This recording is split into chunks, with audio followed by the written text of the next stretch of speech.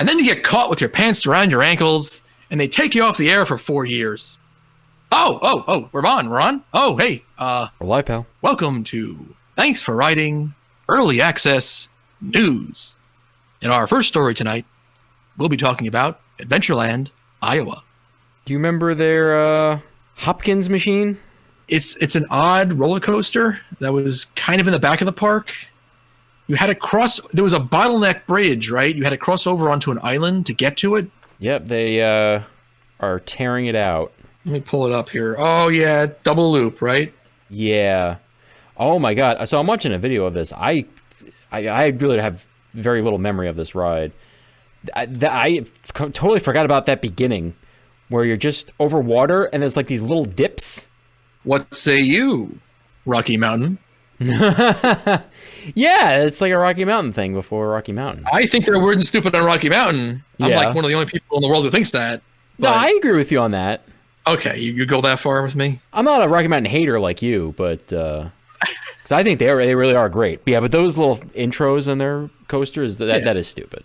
They do it on the end too. Like the beginning and end of every one of their coasters pretty much has those little dips. Yeah. All right. Yeah. So this Dragon, yes, double loop. Now I do remember this ride being very rough. I remember it not being good. 1990. It's actually a pretty short ride. It kind of reminds me of Double Loop from Jogga Lake. Oh. Where it's really just like it's the two consecutive loops, like a helix up, I think, and then like that's it. Or no, it's a regular helix, and then it's like it's basically over. Okay, so this ride is not going to be missed, right? Oh, I don't think so. I don't think this one had fans. Man, they kept removing cars from it. Like the back rows were just too rough. When did they remove that? In 2000, a car was removed, and another in 2019, leaving only 5 of the original 7 cars. Oh, okay. Oh, so that was done before we got to it. When we rode it, one car, I guess it was 6, a 6-car train, and then for the final season, it had only 5. That bad, huh? Yeah, that's a forgettable one. That's one of those one and done. Oh yes. We did it, and we were just like, okay, let's keep moving. Yeah. It may have even been one of those where we just were like, we're not going to discuss that, right? Yeah, let's move on. Yeah, I think it was. Like, let's not even acknowledge that. Yeah, exactly. And then we just kept moving. All right, so anyway, what's the news, though? This is a news show, isn't it? Wait a minute. Well, they're getting rid of it. That's done. Oh, no. So, and they're going to replace it with something else. They haven't announced what yet. The dragon has been slayed. Yep, Dragon Slayer. Ow, what? Slayer! Ow, yeah! Welcome to Adventureland, Iowa! Maybe it'll have a Slayer soundtrack. That'd be pretty badass. Maybe it'll have. Oh, yes. It'll be like the rock and roller coaster with Slayer, though. Oh, yeah. Much better than Aerosmith. That's it for that one. So that's interesting. I guess the only thing to wonder, there's no answer here, but is was it always going to be done right now, or did they decide to pull the plug early because of the pandemic and the fact that they might not open this year, or they may open late, or have low capacity, or whatever, and they're just like, let's just get rid of this ride now? Probably a combination of both, I guess. Because you were saying that they removed another car even in the last season? Yeah, that's right. So having just read that, it sounded like this ride was doomed. It was pretty much done. It must have gotten really... Yeah, I'm pretty sure we got pretty hurt on this. I remember it being very rough. All right, so Dragon. Well, at least we can say we did it. And we can look forward to the Dragon Slayer. Just one last note on this. So, yeah, it's a Hopkins machine. Now, they normally make water rides. This is pretty rare. I think they only made like a handful of roller coasters. They only made 7. Oh, okay. Funny enough, we've been on 2 others. What? No. Which one? I know. I wouldn't have believed it either. Oh, can you Arizona? guess? Yeah. Yeah. Okay. All Castles and Coasters, Desert Storm, and Patriot. We actually did those 2. Those names. What are they thinking? Well. Invasion of Normandy and the Tet Offensive. It's like, what are they? Well, it's Arizona. I don't know. I mean, maybe the owner of that park, at least at that time, was like a was ex-military or something. I don't know, but that was just kind of funny. Yeah. Those are still operating. You can still get those. Oh, thank goodness. So we've done 2. Wow, in the same park, and then this one. Yeah, wow. Yeah. Good stuff.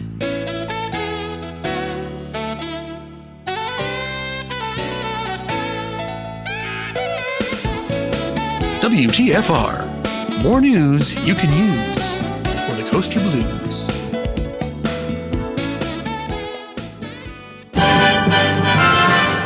New head of Disney Parks and Resorts Division? Are you asking me or telling me? I'm telling you, it's Josh D'Amaro. That's it. What? Yeah, it's Tom Morrow. Tom Morrow has finally made it. He was, I guess, like a pre-show master of pre-show ceremonies decades ago, and he's now made it all the way up to the head of the entire Disney Park division. Congratulations, Mr. Tom Morrow. Okay, so he's taking over for Bob Chapek. It's like this doesn't make any difference to anything. No, Disney is it's just like we've said before about Six Flags, possibly even more so, that the company takes over the manager. The manager does not take over the company. Right. Yeah. So that company is a monster. It's got a mind of its own. It may have its own consciousness at this point. It never changes. You never notice anything perceptibly different from one director of parks to the next. Yeah, I mean, it's kind of weird to me, I guess, because I just find this completely uninteresting whenever these top positions change at any park or park company. Disney fans really take notice, and I feel like it's always, and hopefully this time, this guy will really make things happen and get the parks better and whatever the hell else. And it's all just the same person, because like they don't really have any power, I'm sure. It's all like board of directors and stuff, right? And like investors. And they do this all the time too. So oh yeah, it's just blind optimism, I guess, by enthusiasts when they just see a name, they see something's going to change. I mean, maybe they do know a little bit about the guy's history and whatever he did before. But it does seem like once you get into one of those real top spots, your personal own ideas go out the window, and it's just whatever the company's was already doing whatever was already in the works before you were given that job.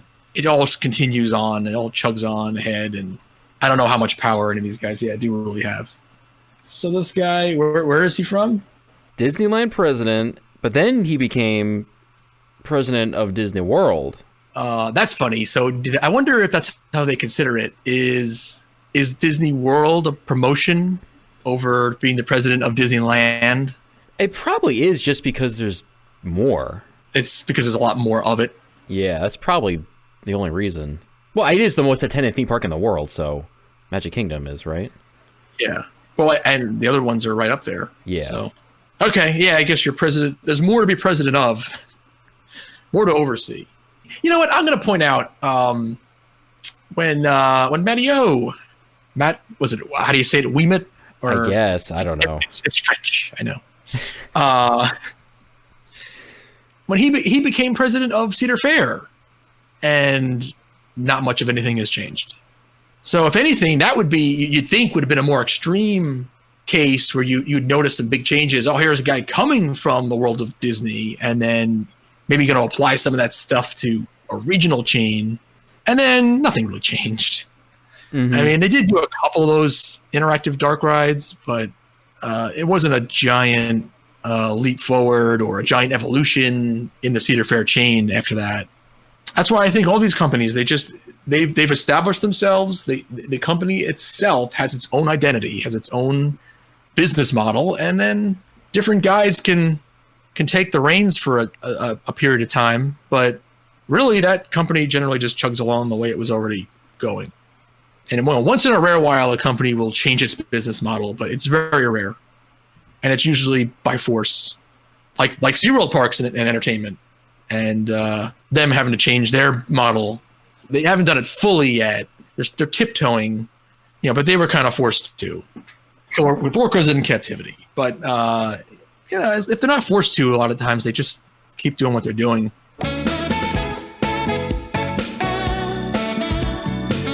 WTFR. We talk fucking rides. Our next story concerns some local news. You remember Adventureland, Long Island?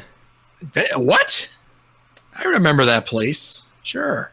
Well, they're going to put in a new ride for sometime in the future, whenever things open. Whenever the world opens, sure. They're going to put in Sports Tower. Okay. I can't do it. I can't keep a straight face to this one. Sorry. When just hearing someone else say it, it's one thing to read it, but the new ride, Sports Tower. Themed after that wonderful sport where you are on a tower. It's one of those, I think, where you can like spin the carriage. It's a balloon tower. But this is sports themed. The reason why I'm confused is because Adventureland has had a balloon tower for many years. In fact, I actually operated the balloon tower. What? That's how many years. Yeah, they had one. I was actually there the first year. Probably was like the first and second season of that ride. It's a Zamperla Samba Tower. And you've seen this at plenty of parks. And it's kind of like teacups, but around a tower that's, I don't know, 30 or so feet high. And then the balloons just rotate the circle, but they go up, and you can spin it yourself like a teacup. I never liked those. No, I never like these kind of rides either. No, apparently this is a new thing because it's an SBF Visa group ride. Oh, so it is not. So they're throwing out the Zamperla. Well, good riddance. I don't know if this is replacing that or not. They didn't say. Oh, they're going to have two balloon towers? This is apparently 70 feet tall. This is apparently like kind of tall. Wow, really? So this is entirely different. So what do I know? It's a sports tower. Yeah, so you ride a little soccer ball or a basketball or a tennis ball or a golf ball. Or a golf ball? What? No baseball in there. No football. It looks like it might actually be better than the one they've had for years. Well, yeah, if it's going to be like twice as tall, then it's got to be. Yeah, this will actually be more of a true observation tower for that park. And yeah, it looks like they're not spinning, so you just get a nice view. I'm going to assume that that's replacing the existing balloon tower, but again, I guess it's to be seen, I guess. I couldn't imagine they'll keep both. But actually, yeah, I mean, in all seriousness, I that seems like a decent ride for that park, so good for them. Yeah, no, it's actually not. Yeah. Now we'll come back around and be like it's actually a pretty good call, I'm sure. And actually, there's more news there. Do you know? They have announced that when they do reopen, they are moving to a complete pay one price structure. They're eliminating tickets, and you will pay at the gate, just like the big boys, just like the big parks have you do. It makes sense, and I mean, it is a really tiny place, but there's enough to do there where it's like you're just going to get the bracelet anyway. So yeah, might as well move to pay one price. Yeah, they do. They pack a lot in there. They always have. It's a changing roster, an ever-changing roster of things, of rides and other attractions. But at any one time, there's always a bunch of stuff to do. Especially when you're a kid and you're young and you can go on some of those kiddie rides too. You could easily burn the better part of a day there. 5, 6, 8 hours. You really could. There's also an arcade, complete arcade with a lot of shit to do there. Like there's actually a lot to do. And actually, the best part of that was that I read was the price, only $25. Wasn't the bracelet more than that? Yes, it is a better deal because bracelets were running like $32 or $35, I think. Yeah, I remember that. Yeah. Now $25. Great, I like it. Yeah, I think it's a great move. At first, $25. How are they going to make that work? Because if they were making even just it was $30. But then I was thinking, well, how many people did they paid for the bracelets for the kids, and then the mom and dad went in just to accompany them, right? And didn't pay for bracelets. They maybe just bought a few tickets for the couple times they did go on a ride with them, and the rest of the day they just kind of hung out and watched them. Where now, if you have to have $25 for everybody, even for mom and dad, then, they may actually make more money off the same family of 4. Yeah, no, I'm sure they crunched the numbers. I hope they did. They've beaten the odds for so many decades and stayed in operation when so many other things have come and gone, especially the smaller guys. This thing they've been going for, I think they hit their 50th at some point. I think it was early 60s, 62. And that place is always crowded. Whenever I've been there, I don't know if I've ever seen it. Maybe one time I've seen it dead, but it packs them in. Oh yeah, on the weekends, especially in the summer. Yeah, and even weekdays sometimes in the summer. Mm-hmm. Yeah. Again, I know I worked there, for a bunch of seasons, so I have no idea when they might reopen, but this is their plan when they do. And I guess Sports Tower will be there. We can all have a Sports Tower day. All right, now tell me about the Sports Land you were talking about. Okay. So they're making a whole new land, right? Tex Shitter here. I'd like to tell you about the newest super land coming to a theme park near you. It's going to be called Pandemodoratopia. You might be saying, hey, that sounds familiar. Is it related to a movie? I don't know. Is it themed to something you know? Maybe. Will there be chairs on the walls? Definitely not. That's just stupid. It's fixing to be the first new themed attraction of any type to open once this little mandated closure formality is cleared up. We've got top man working over those uncooperative governors as I speak. Top man. What will await the first brave guests to enter Pandemodoratopia? Come on down and find out. Let the pandemic give way to Pandemodoratopia. As you enter the gates of Pandemodoratopia, the first thing you'll notice is, holy shit, I'm out in public. Right away, you can breathe easy, knowing each entering guest will receive a mandated temperature check. In fact, there will be 3 tiers. Rectal, included with your all-day admission, non-invasive heat scan for an extra charge, and for a 3-year commitment to join our exclusive and expensive annual Pandemic Club, you can bypass those pesky temperature checks altogether. If you got the dough, we don't give a shit about anything else. Face masks are not required, but highly suggested. That is so damn cool. Be sure to pick up your special face mask at the Pandemporium gift shop. We have hundreds of styles. Collect them all. You can even make your own custom design. I personally prefer the MAGA. It's making my face great again. Yeah! Once you've bent over for our highly trained staff and picked up your mask, head on over to one of our brand new thrilling attractions.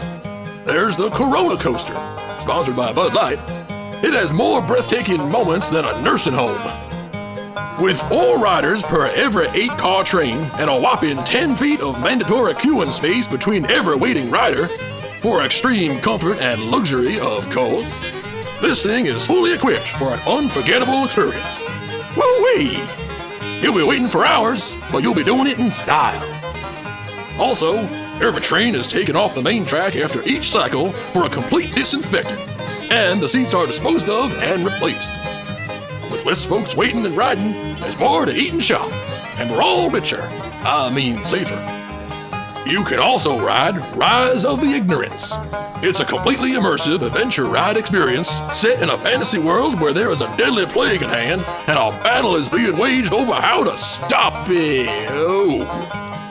Well, grab your sanitizer blaster and shoot away at those viruses and those tree-hugging liberals trying to destroy the economy. Rise of Ignorance is sponsored by Hobby Lobby and also brought to you by Coors Light. Oh, and check out the short film at the attraction exit, America the Greatest. A film narrated by President Donald J. Trump and featuring multiple quick nonsensical edits tells how the great USA and presidential administration, but mostly the president, vanquished the evil Chinese virus in just a matter of weeks, and also how the virus was a hoax to begin with. Phew! Bring the little partners. Hey kids, be sure to get a picture with the resident characters, Wheezy, Sir Coughs a Lot, and Co Video. Then check out the Outbreak Jamboree, a hilarious musical review by the most infectiously cute monkeys this side of the Pecos. There's even an Outbreak movie playground out back. There's plenty of dirty, never clean speed rail, ladders and slides for the kids to touch, lick, and slobber on. No problem there at all. After all this fun, you probably have worked up an appetite.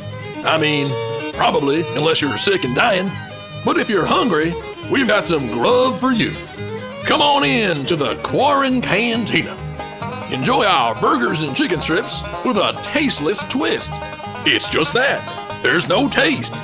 Be sure to order the Bleach Bomb Milk Cocktail or the Lemon Floor Cleaner Concoction. Or, for a real cleaning out of your insides, the Drainomite Dream. Oh yeah, my biscuits are burning, and so is my ass. I've got the healing power of cleaners running through me. There's also a beer-infused margarita called the Coronavirus. It's a refreshing mix made with, you guessed it, Pabst Blue Ribbon. So, come on down to Pandemidoratopia, just as soon as it's legally allowed. Heck, come when it's not permitted. Who cares? It's a hoax unless it isn't. You're immune until you're sick. You're healthy until you're not. You only live once, maybe. YOLO! Woohoo! Tell them Tex sent you. Nah, I won't be there. It's a fucking pandemic. Pandemidoratopia. So fun, it's deadly.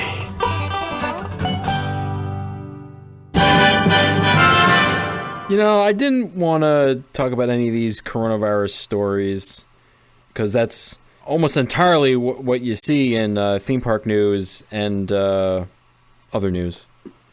But I thought this was kind of funny and interesting. So Great Adventure said that they're going to make the safari drive-through again whenever they reopen.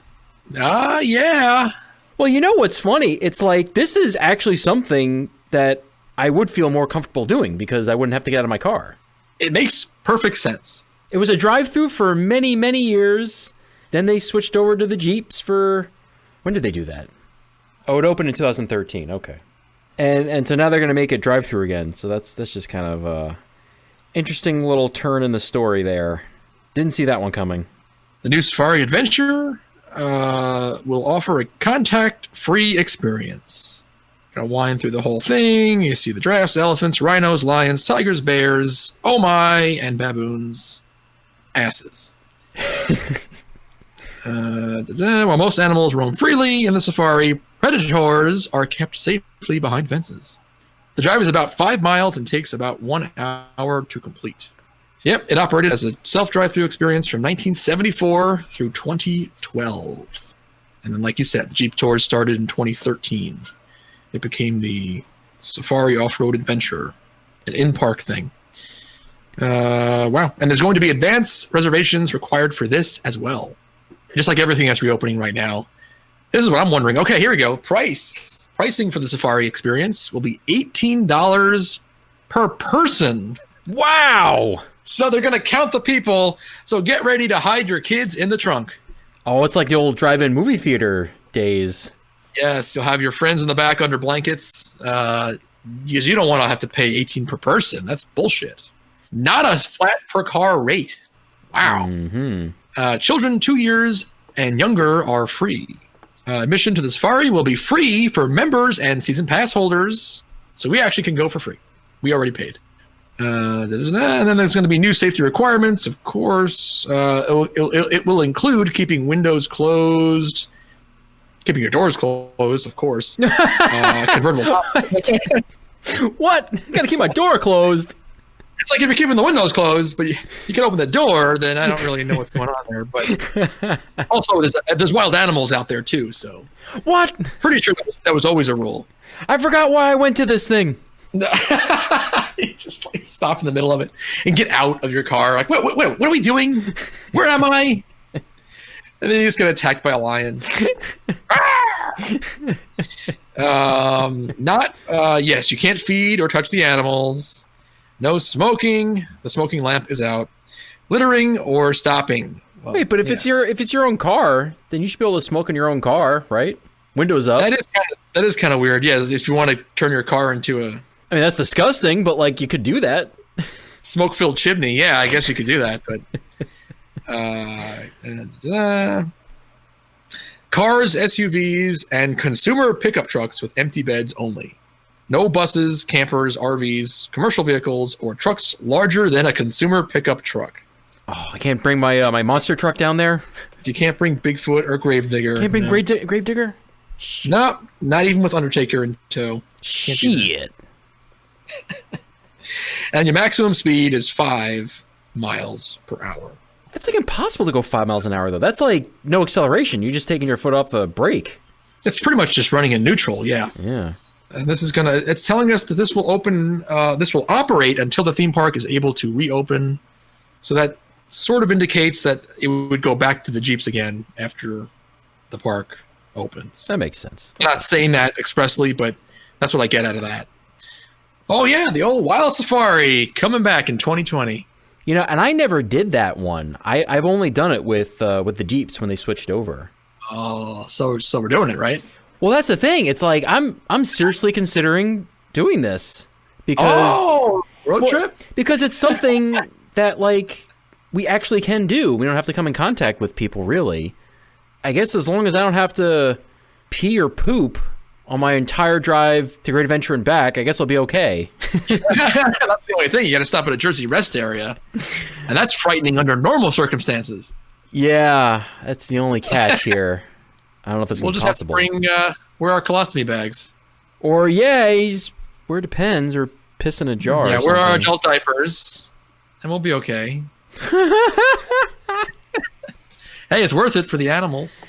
I mean, it's like, everything's closed. I can't go anywhere. I can't do anything. This is like something to do.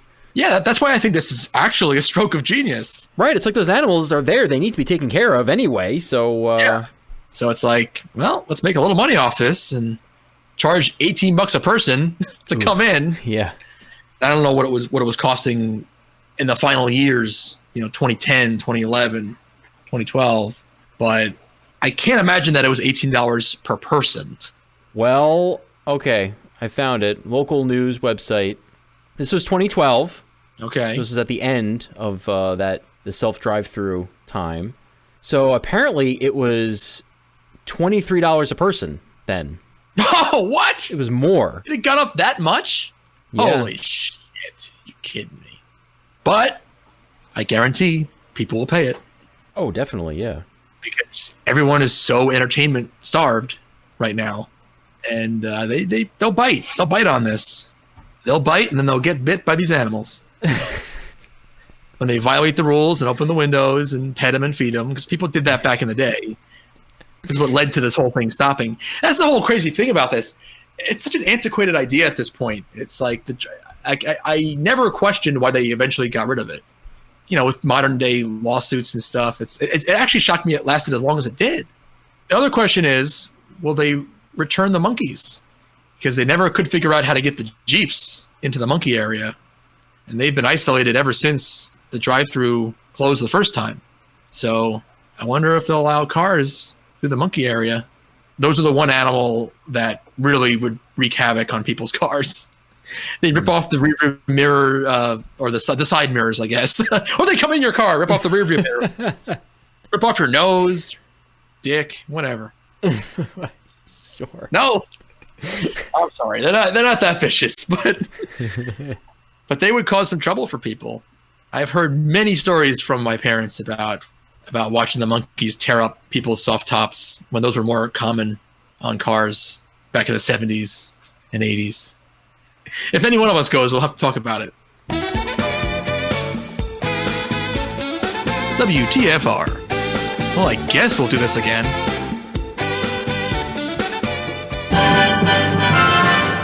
And now, a very special segment of Early Access News, Ride Songs from the Past. We're going to take you back to 1997, the opening year for one of my personal favorite roller coasters, Alpengeist, at Busch Gardens, Williamsburg.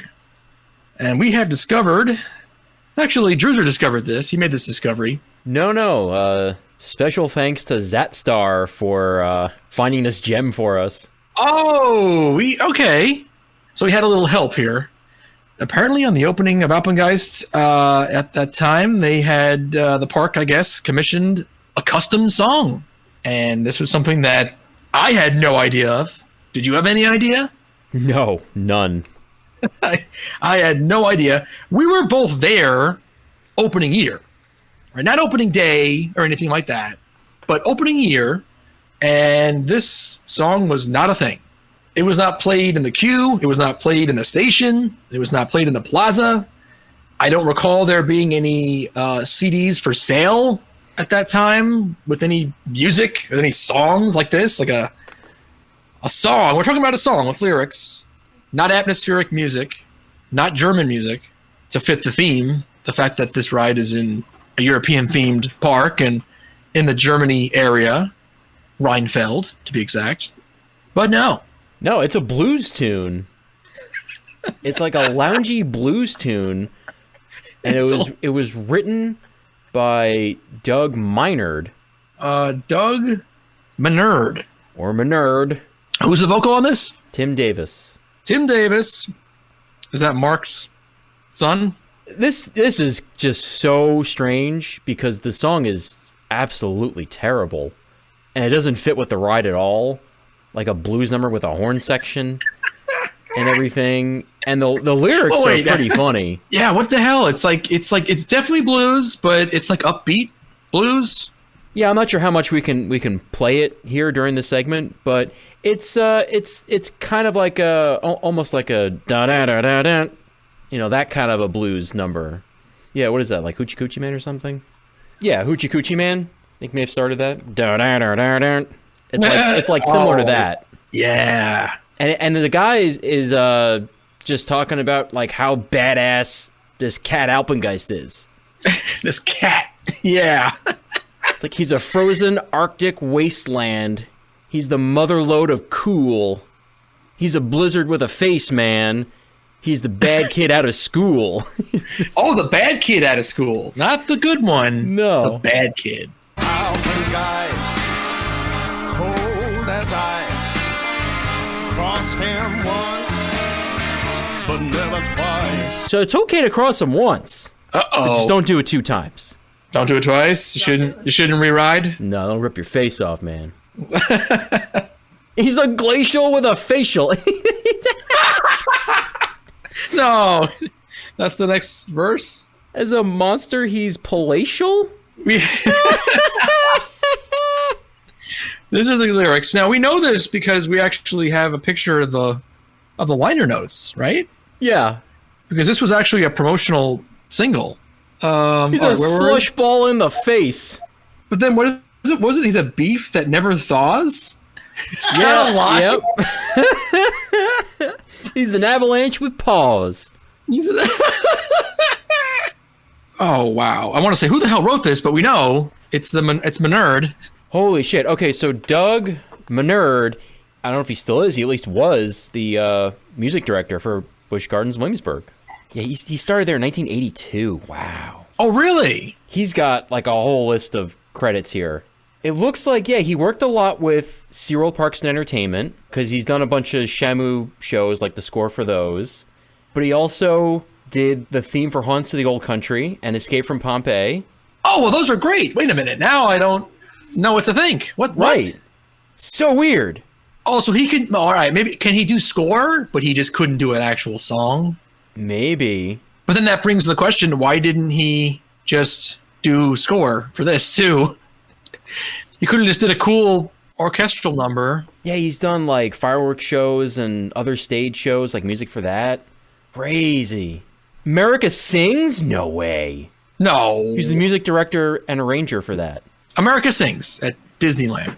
That's what he has listed on his resume. This is kind of blowing my mind right now. You're telling me, we were just joking a minute ago, but it's actually possible that I just made a joke about Mark Davis, but he actually worked on the show that was very much done by Mark Davis. Yeah. So he actually did work with Mark Davis, and for all we know, Tim Davis really is a relative of Mark Davis. It's possible. You're kidding me. Questor? A lot of Sesame Place stuff. So he was their go-to guy. He was already working for them a lot. So this was just another project. It was like, all right, we got another big, giant roller coaster attraction coming. We'd really love it if you could do a custom song for it. And then, it wasn't a matter of finding this guy at that point. Like, they already worked with him. They knew him. But it still kind of feels like this was the one time he kind of fucked up. And I say that because they don't use this track. And they never did. Again, we were there opening year. This thing has been buried and become difficult to find. It took us 20 plus years to even know about it. All right, so this guy actually is good. Yeah, and he started at Cedar Point in 1979. Cedar Point? They don't have music. He was their music director. He put on Top 40 for them. He figured out how to start the radio. I can't even say CD because it was 1979. He just put the radio on the right channel, the right channel. Oh, this is really, because this means I like this guy's work. I actually have some of his work on my phone. I listened to some of these tracks, but this one he just had a bad day, or he just really was off base on this one. I don't know. Yeah, he had been there for 15 years or something at that point. Yeah, he didn't do blues anywhere else. I don't know. I guess he really went with his gut, and yeah, I was wrong. Gut was wrong. It's what he always wanted to do. I always wanted to be a lounge blues artist. I was just going to say, it was a long lost dream, and he just really needed to fulfill it before he could go on. Yeah, and I guess he's still with SeaWorld Parks and Entertainment. So Doug Menard is a little more famous than we thought. Yeah, well, I'm glad I did a little digging on this. Holy moly. This makes the Demon Song from the Marriott Great America Parks seem like a true masterpiece. Yeah. Well, you never know what you can still find out. Yeah, that's true. It's always fun to find out more weird tidbits from the past. We hope you enjoyed our newest segment on Thanks for Writing Early Access News, Tidbits from the Past. All right, we'll figure the name out next time, for sure.